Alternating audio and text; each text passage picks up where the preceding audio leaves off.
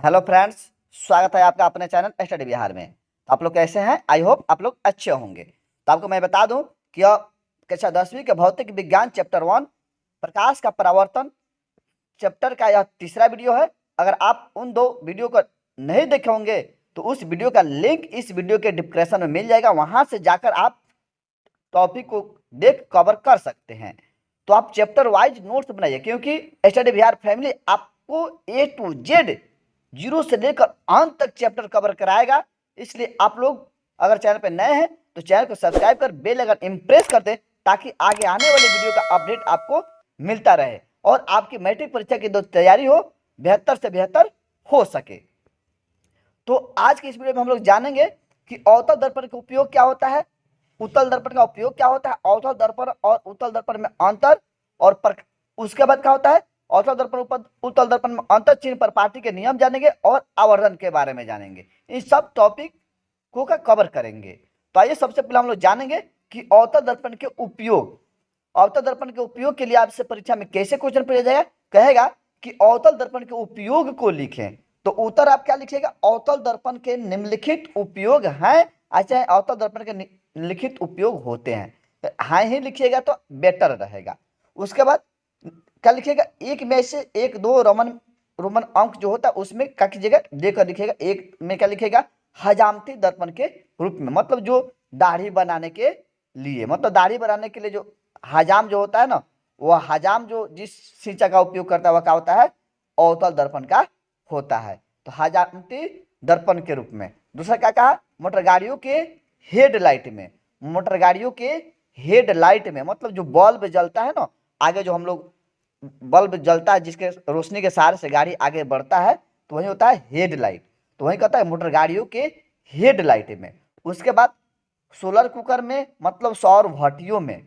उसके बाद search light, torch, जो हम लोग टॉर्च जलाते हैं ना रात में, सर्च लाइट जलाते हैं, टॉर्च जलाते हैं, इसमें क्या लगा रहता है, अवतल दर्पण ही लगा रहता है। उसके बाद 5वां नंबर क्या, रोगियों के नाक कान गले दांत आदि की जांच करने में। तो आपसे इससे ऑब्जेक्टिव भी क्वेश्चन पूछ सकता है ना, हजामत बनाने में किस दर्पण का उपयोग होता है, तो अवतल दर्पण में ना, अवतल दर्पण का। उसके बाद मोटर गाड़ियों के हेडलाइट में किस दर्पण का उपयोग होता है, तो अवतल दर्पण का। उसके बाद सौर भट्टियों में किस दर्पण का उपयोग होता है, तो अवतल दर्पण का।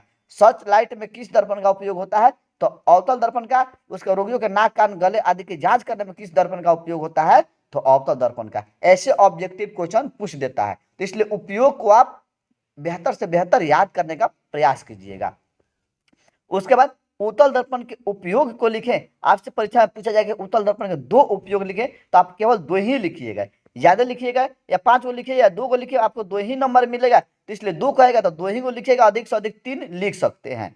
तो उत्तल दर्पण के निम्नलिखित उपयोग है। एक में वाहन में पक्षदर्शी दर्पण, मतलब पक्षदर्शी का मतलब नहीं होता है पाछे देखते हैं कि पीछे से गाड़ी आ रहा है कि नहीं, तो पक्षदर्शी दर्पण का मतलब होता है कि साइड मिरर के रूप में। तो इसलिए कभी कभी पक्षदर्शी दर्पण दे देता तो बच्चे समझ ही नहीं पाते कि साइड पक्षदर्शी दर्पण होता क्या है। तो इसलिए यहाँ लिख दिया गया है साइड मिरर, मतलब साइड में जो शीशा लगा रहता है गाड़ी के ना, मोटरसाइकिल पर हम लोग जो मोटरसाइकिल पर शीशा उसा लगा रहता है, तो वही साइड मिरर जो रहता है उसमें कौन सा दर्पण लगा रहता है, कि उत्तल दर्पण लगा रहता है। उसके बाद वाहनों में चालक के सामने लगे दर्पण के रूप में, मतलब वाहनों में जो चालक के सामने ट्रक उरक रहता है तो उसके मेन फ्रंट पर जो ऊपर शीशा रहता है ड्राइवर के सामने ना, जो चालक होता है ड्राइवर होता है उसके सामने जो लगा रहता है वो भी उत्तल दर्पण का ही बना होता है। उसके बाद नेत्र पाल में, नेत्र पाल मतलब कड़ी धूप में हम लोग निकलते हैं चश्मा पहनकर, तो वह चश्मा भी क्या होता है, धूप को रोकने के लिए जो चश्मा हम लोग पहनते हैं उसमें क्या लगा रहता है, उत्तल दर्पण ही लगा रहता है। तो धूप चश्मे में। उसके बाद ऑटोमोबाइल में रियर व्यू मिरर के रूप में, मतलब रियर व्यू मिरर के रूप में क्या होता है, ऑटोमोबाइल में भी क्या किया जाता है, उत्तल दर्पण का उपयोग होता है। शेविंग कांच बनाने में भी क्या होता है, उत्तल दर्पण का उपयोग होता है। तो आपसे क्वेश्चन इसमें 2 क्वेश्चन इससे बनता है कि ना वाहन चालक के सामने लगे कौन सा दर्पण लगा रहता है, चालक के सामने कौन सा दर्पण लगा रहता है, तो उत्तल दर्पण। उसके बाद मोटर गाड़ियों के साइड मिरर में किस दर्पण का उपयोग रहता है, तो उत्तल दर्पण के। हेडलाइट में कहेगा तो अवतल ना, और साइड मिरर जैसे कहा देगा तो वहां क्या मारिएगा, उत्तल दर्पण मारिएगा। उसके बाद तीसरा क्वेश्चन देखिए, कहेगा कि अवतल दर्पण और उत्तल दर्पण में अंतर लिखे। तो आप जैसे हम लिखे वैसे ही आपको लिखना है कि अवतल दर्पण और उत्तल दर्पण में अंतर। केवल आपको उत्तर क्या लिखेगा, अवतल दर्पण और उत्तल दर्पण में अंतर लिखकर डैश दे दीजिएगा और उसके बाद अवतल दर्पण लिखकर रोमन में जैसा हम लिखे हैं वैसा ही लिखिएगा। एक नंबर में अवतल दर्पण के परावर्तक सतह अंदर की तरफ धंसा हुआ रहता है। दो नंबर में इसके बाहरी सतह पर क्या की गई रहती है, कलई की गई रहती है। उसके बाद इसकी फोकस दूरी ऋणात्मक होती है। चौथा में क्या कर रहा है, यह अपने से होकर जाने वाले प्रकाश को अभिसरित कर देती है, मतलब अभिसरित कर देती है। उसके बाद 5 नंबर में क्या कर, अवतल दर्पण को अभिसारी दर्पण कहते हैं। मतलब इसके ठीक विपरीत लेंस में जब पढ़िएगा तो इसमें अब देखिए अब कैसे इसको पहचान करेंगे ना। तो अवतल दर्पण क्या कहते हैं, अवतल दर्पण को अभिसारी क्या कहते हैं, अभिसारी दर्पण कहते हैं। उसके बाद फिर इसके नीचे उत्तल दर्पण लिखिएगा, उत्तल दर्पण लिखिएगा। अवतल दर्पण का फिर उत्तल दर्पण के बारे में लिखिए। जैसे अवतल दर्पण परावर्तक सतह अंदर की तरफ धंसा हुआ रहता है तो उसी से रिलेटेड इसमें लिखा जाता है। जैसे इसके बाहरी सतह पर कलई की रहती है तो उसके अंदर वाले सतह पर कलई की रहती है। तो जो इसमें लिखे रहेंगे इसके फोकस दूरी ऋणात्मक होती है तो उसके फोकस दूरी धनात्मक होती है। इसी पॉइंट से रिलेटेड क्या किया जाता है, लिखा जाता है। जो इसमें लिखे रहते हैं इसके ठीक विपरीत क्या किया जाता है, उसमें का अंतर्वाद लिखा जाता है। यहाँ उत्तल दर्पण लिखकर उसके नीचे क्या लिखेगा, रोपण में 1 नंबर में क्या लिखेगा, उत्तल दर्पण के परावर्तक सतह जो होता है क्या होता है, बाहर की तरफ उभरा हुआ रहता है। इसकी भीतरी सतह पर कलई की हुई रहती है। इसकी फोकस दूरी क्या होती है, धनात्मक होती है ना। यह अपने से होकर जाने वाले प्रकाश को अपसरित कर देती है। उसके बाद उत्तल दर्पण को अपसारी दर्पण कहते हैं। उत्तल दर्पण को क्या कहते हैं, अपसारी दर्पण कहते हैं। अपने से होकर मतलब उत्तल दर्पण से जो प्रकाश होकर गुजरता है तो उसको अपसरित कर देता है। हाँ, तो इसलिए इसे क्या कहते हैं, अपसारी दर्पण के रूप में भी यूज किया जाता है ना। तो आपसे इसमें क्वेश्चन पूछ सकता है, पूछ देगा अवतल दर्पण की फोकस दूरी क्या होती है, तो ऋणात्मक मारिएगा। उत्तल दर्पण की फोकस दूरी जब पूछ देगा तो क्या मारिएगा, धनात्मक मारिएगा। तो अवतल दर्पण की फोकस दूरी होती है तो ऋणात्मक, उत्तल दर्पण की फोकस दूरी होती है तो उत्तल दर्पण की धनात्मक मारिएगा ना। तो किस दर्पण मतलब किस दर्पण को अपसारी दर्पण कहते हैं, तो उत्तल दर्पण को अपसारी दर्पण कहते हैं। तो इस सब पॉइंट आप याद रखिएगा। उसके बाद देखिए चिन्ह परिपाटी के नियम देखिए, कहता परीक्षा में कहता चिन्ह परिपाटी के नियम को लिखें। तो चिन्ह परिपाटी के निम्नलिखित नियम है। एक्स अक्ष को निर्देशांक अक्ष माना जाता है। क्या मानिएगा, एक्स अक्ष को निर्देशांक अक्ष माना जाता है, मतलब प्रधान अक्ष माना जाता है। सभी दूरियां ध्रुव से मापी जाती है। 2 नंबर क्या करें, सभी दूरियां ध्रुव मतलब ध्रुव को पी से सूचित करते हैं, जो हम पहले भी वीडियो में पढ़ा चुके हैं, उस वीडियो को आप देख लीजिएगा। कह रहा है सभी दूरियां ध्रुव से मापी जाती है, अर्थात ध्रुव को मूल बिंदु माना जाता है। उसका तीसरा पॉइंट क्या करे, आपतित प्रकाश की दिशा मापी गई दूरियां धनात्मक होती है तथा इसके विपरीत दिशा मापी गई दूरियां जो होती है क्या होती है, ऋणात्मक होती है। तो प्रकाश जिधर से आता है उस ओर की दिशा में मापी गई जो दूरी होती है वह धनात्मक, और ठीक उसके विपरीत दिशा में मापी गई दूरी क्या होती है, ऋणात्मक होती है। उसके बाद 4 नंबर पॉइंट क्या करें, प्रधान अक्ष के लंबवत ऊपर की दिशा में जो मापी गई दूरी होती है धनात्मक होती है तथा नीचे की दिशा में मापी गई दूरियां ऋणात्मक होती है। तो इसको भी चिन्ह परिपाटी के नियम को आप याद रखिएगा। A to Z आप क्वेश्चन को याद रखिएगा। अगर 72 से 72 आप करना है, आपको रिजल्ट लाना है और दुनिया में कुछ करना है तो।